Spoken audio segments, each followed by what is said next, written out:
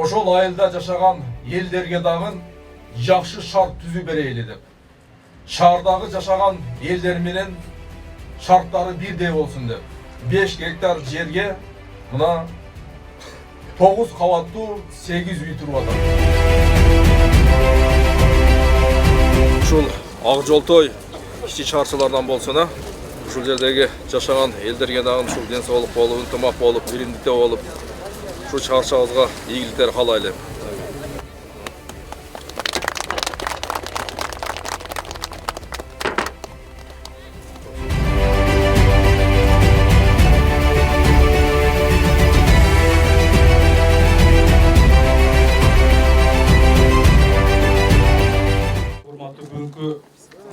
Арван-Сити турак-жай комплексинин ачылыш аземине капсула салуу аземинин катышуучулары, коноктор, биздин турак-жай комплексибиз жалпы 5 гектарда турат. Бул жерде 8 көп кабаттуу заманбап үй курулат. Ар бир үй 9 кабаттан болот. Бул жердин өзүнүн 300 орундуу мектеби болот, 150 орундуу бала бакчасы болот. Андан сырткары балдар аянтчасы, жашоочулар үчүн аянтчылар. Бул жерде котельный болот, жылытуу системасы, суу системасы, бардык үйлөргө суу берилет. Андан сырткары канализация, борбордук канализация болот.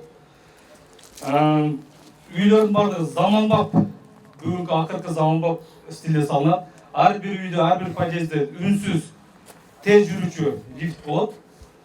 Андан сырткары унаа токтотуучу жайлар.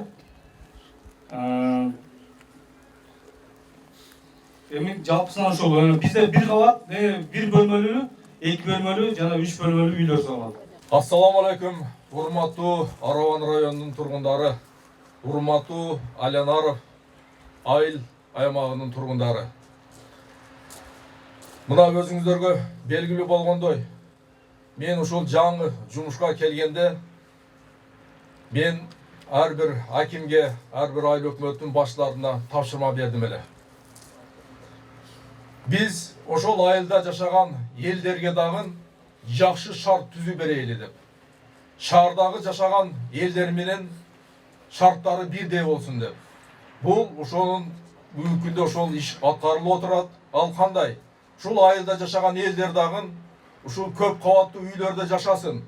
Аларга дагы ошондой ысык суу, муздак суу болсун деген шарттар. Андан тышкары жолдор дайыма жарыктандырылсын, орнотулсун. Жана жөө баскан тротуар деп коебуз, жөө баса турган жолдор болсун. Шуларды бардыгыны айыл элине биз шарт түзүп беребиз деп ушундай тапшырмалар берилген. Эми мына бүгүн ушул тапшырманын бири аткарылып отурат. Ушул Алянаров айыл өкмөтүндө 5 гектар жерге мына 9 кабаттуу 8 үй туруп атат. Бул азыр эсептеп чыксак, бул жерде 1000 квартира болот экен. Демек 1000 адам ушул жерден үйлүү болушат да, туугандар, Кудай кааласа. Эгерде биз мурдагыдай эле ушул 5 гектарды 5 сотиктен бөлүп бере турган болсок элдерге, демек 70 эле адамга биз бөлүп берип койдук экенбиз да. Мына караңыздарчы эми. Туурабы? Азыр бүгүнкү күндө айыл өкмөттө ушул жер алабыз деген, үй алабыз деген адамдардын кезеги 3815 адам экен.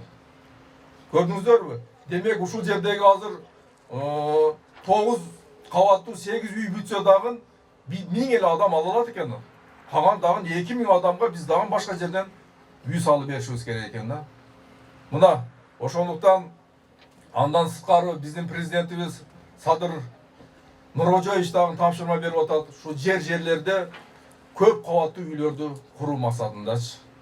Мына биз дагы ошо президенттин тапшырмасын аткарабыз деп ушул иш-чаралар бүгүнкү күндө аткарылып жатат. Эми жана жогоруда айткандай, биз дагы айыл жересинде ар бир элибизге өзүбүз жакшы шарттарды түзүп беришибиз керек да, туурабы? Мына эми айылда жашайбыз бардыгыбыз. Мына кыштын күнүндө бардыгыбыз үйлөрүбүзгө көмүр алышыбыз керек. Аларга от жагабыз деп канчалаган аталарыбыз, апаларыбыз кыйналат мисалга, туурабы? Кудай кааласа бул үйлөр бүтүп, сиздер ушул үйгө жайлашып калсаңыздар, мына кышка даңгыжалат болбойсуздар. Себеби бул жерде өзүнчө котельный болот. Ал жакта от жагып, сиздерди жылуулатып берет. Ысык сууңуздар болот, муздак сууңуздар болот. 9 кабаттуу деп атабыз эми. Кудай кааласа, жанагы скоростой лифт деп коет азыркы маалда. Ошо лифттер менен болот. Эч кыжалат болбоңуздар, баягыдай болбойт деп. Ошондуктан ушул бүгүнкү баштап аткан кичине шаарчабыз деп коелу, ак жол той шаарчылардан болсун. Кудай кааласа тез аранын ичинде бүтүп, ушул жердеги ала турган кишилерибиз ушул жерге жакшы тойлорду кылып, ошол үйлөрдө жакшынакай шарттуу үйлөрдө жашаганга Аллахым ошол күндөргө жеткизген болсун туугандар. Мен ушул азем ушул жакшы салтанаттуу иш чарабыз пайдалуу экен болсун дейли. Мына биз Кудай буйрса мындан ары дагы ушул самалыкты көп кабаттуу үйлөрдү куруу жана ошондой эле ошол мына бир нече үй бүлө ошол көп кабаттуу үйгө батып калат экен, кирип жашап калат экен. Ушул тапшырманы мына губернаторубуз берген тапшырманы биз мындан ары да башка айыл өкмөттөрдө уланталы. Жана башка райондорго да башка айыл өкмөттөргө Зиядин Исламович айтканда баса белгилегенде үлгү берели, үлгү кылалы.